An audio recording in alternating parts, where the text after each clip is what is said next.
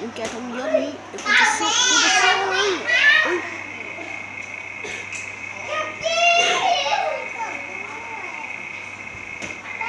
เฮ้ย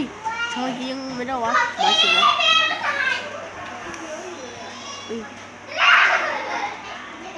ก่อนนะเฮ้ยก่อนนะ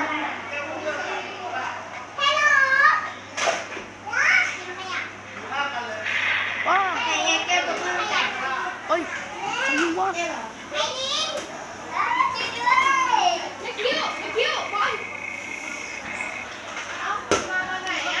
โยเธอจะต้องยิงนี่โยคุณจะยิงเหรอเนี่ยดู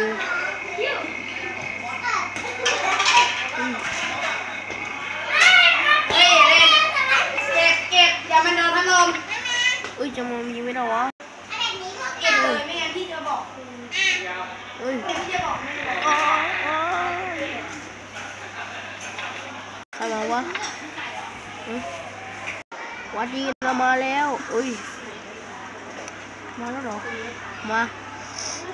เดี๋ยวพามาทางนี้เดี๋ยวทุกคนนะห้ามตัดขาดนะห้ามตั้งสติด้วยสวัสดีสกูเดนสวัสดีขอทุกท่านนะครับแล้วมันขาหักไหมขาหักพี่ขอโทษทีนะที่มันทำขานี่ก่อนไป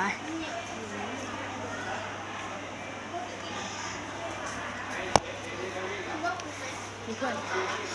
ต้องตั้งสติด้วยไปซะเดินทางกันมาเดี๋ยวคุณนำเอ